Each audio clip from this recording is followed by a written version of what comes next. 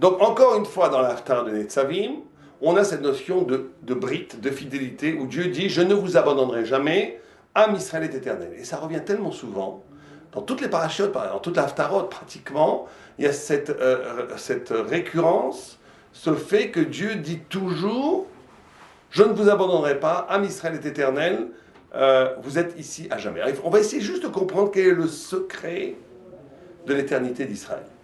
Alors, si l'on regarde dans les Midrashim, et même dans les textes de la Bible elle-même, on voit toujours que Dieu dit à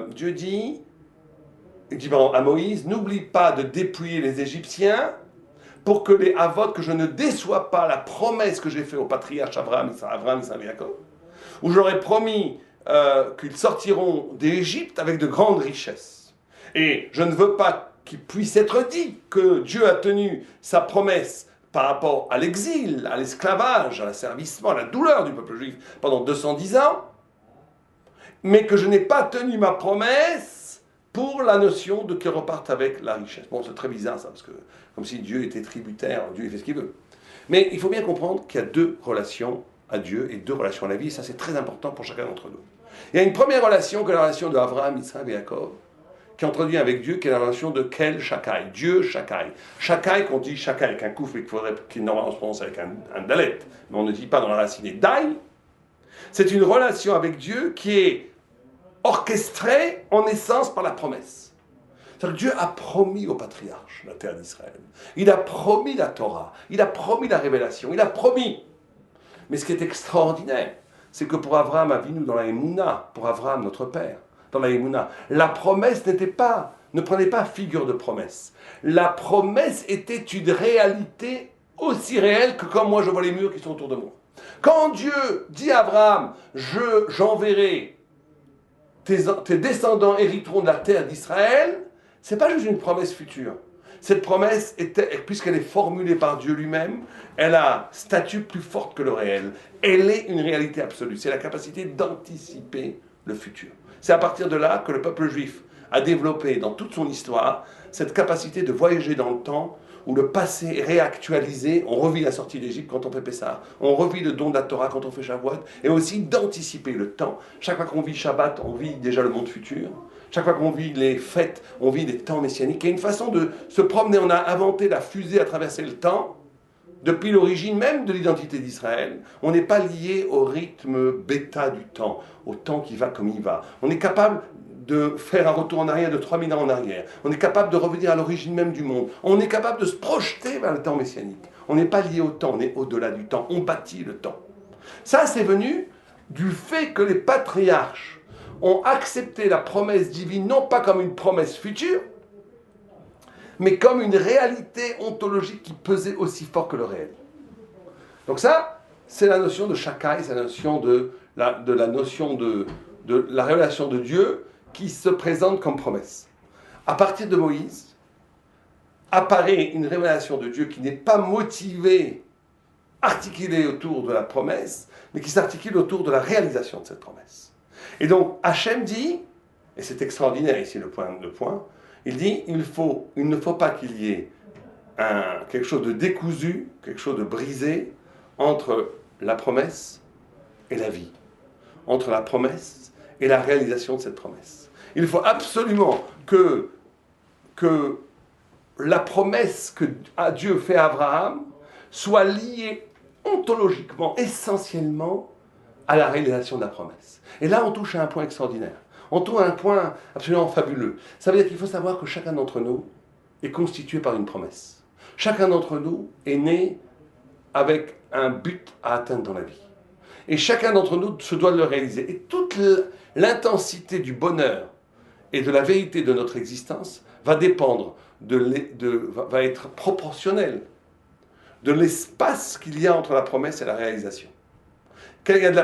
Beaucoup de gens, malheureusement, la promesse s'efface et la réalisation est complètement à côté de ce qui était promis. Regardez dans les couples, les gens se rencontrent, au début c'est un grand amour, on parle quand on est fiancé de comment on va bâtir un foyer idéal, le temps passe et on n'est plus du tout on est disconnecté, coupé absolument de la promesse.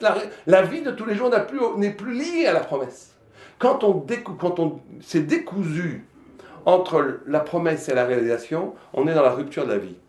Et quand quelqu'un est fidèle, c'est la notion de fidélité à la vie qui est fondamentale, fidèle à l'engagement premier.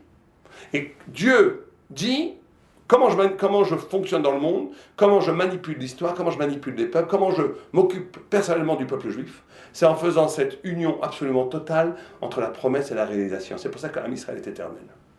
Il est éternel parce que la promesse est inépuisable. Parce que la promesse, elle ne peut jamais être déracinée, elle est toujours là. Puisqu'elle est la force de la promesse, si vous préférez, c'est que la promesse, elle ne peut pas être corrompue par le réel, puisqu'elle n'est pas dans le réel. Elle est promesse vers un futur du réel. Mais alors, le grand danger de la promesse, c'est qu'elle reste abstraite. C'est qu'elle ne reste pas réelle, justement. Donc quand quelqu'un réalise la promesse, il fait la merveille des merveilles. Il fait qu'une promesse pure, indélébile, absolument inexpugnable, indestructible, éternelle, se réalise. Et ça, c'est le bonheur. Là, on est dans le bonheur absolu. Vous savez que quand le temple de Jérusalem a été détruit, Ézéchiel, un des rares prophètes qui a prophétisé en dehors d'Israël, a été exilé en Babylonie avec les exilés de Babylonie. Et certains vieux sages d'Israël sont venus voir Ézéchiel et ont dit « Kloum, yesh ben ish ve ishto shekibla et gita » Est-ce qu'il y a encore un rapport entre une femme et un homme quand l'homme a donné le get, c'est-à-dire l'acte de divorce à sa femme? Donc nous n'avons plus rien à voir avec Dieu, il nous a divorcés, il nous a expulsés, il nous a renvoyés. Donc maintenant, nous, peut-être, pourrons-nous reprendre notre liberté, manger pas cachère, ne plus faire Shabbat. On n'est plus lié à Dieu qui nous a éjectés. Et qu'est-ce qu'elle aurait répondu? Vous vous trompez. Le fait que la promesse de Dieu qu'a donnée au patriarche, l'alliance que Dieu a contractée avec le peuple juif, elle est éternelle. Et on n'est jamais dans un divorce radical, on est dans des brouilles. Des fois, le peuple juif fait des bêtises, donc Dieu le chasse de sa terre, détruit le temple, etc., fait des malheurs. Mais plus le malheur est grand, plus le malheur est là pour ramener à une intimité avec Dieu. Et cette éternité du rapport entre le peuple juif et Dieu, elle est profondément motivée parce que la promesse ontologique originelle qui est donnée au patriarche ne peut pas être épuisée puisqu'elle est promesse. Et que tout le problème va être, est-ce que cette promesse se réalise ou pas? Et le décalage entre la réalisation et la promesse va amener le malheur, va amener la vie fluide, la vie mourante, quelque chose qui est de l'ordre du morbide, qui n'est pas puissamment existentiel. Et dès que je réalise pourquoi j'ai été créé, c'est ça la vie. C'est ça exister. Il faut tous se poser une question honnête. Se regarder dans un miroir et dire, Dieu m'a créé pourquoi? Il faut déjà savoir ça. Et après se dire, est-ce que ma vie est une réalisation de cette promesse? Ou ma vie n'est qu'un recouvrement, un masquage, un voile, une façon de vivre par rapport aux péripéties, des choses qui m'entourent. Je n'ai jamais eu l'intelligence, ni le courage, ni la bravoure, ni l'élégance de reprendre le flambeau de pourquoi j'ai été créé. Qu'est-ce que j'ai fait de mon engagement premier? Et dans les problèmes de couple, ou dans les problèmes d'existence, ou dans le problème de rapport à l'étude de la Torah, ça peut être pareil, ou dans le rapport au mitzvot. Très souvent, les gens vous disent au début, quand je faisais les mitzvot, j'étais tout feu, tout flamme. Aujourd'hui, je le fais parce que j'ai peur d'aller en enfer, je continue à le faire, mais bon, c'est plus la grande énergie, mais c'est une catastrophe. Plein de gens vous disent au début, le mariage était magnifique, on croyait que c'était meilleur, maintenant c'est devenu banal, c'est devenu la routine, etc., etc. Et ça c'est la mort, ça c'est le Satan. La façon de revitaliser, de re-rendre de l'énergie, c'est d'être capable justement de renouveler, de savoir qu'un engagement, qu'une promesse, elle n'est jamais ni passée ni future, elle est maintenant, elle est là. Et il suffit juste d'ouvrir cette conscience pour que la vie s'émerveille de la promesse, et que la vie qui réalise la promesse rend la promesse réelle, la sorte de son îlot de lumière pour la rendre dans le réel. C'est quand on fait l'union entre ces deux dimensions que l'homme existe. Aleva Elenu et Shabbat Shalom.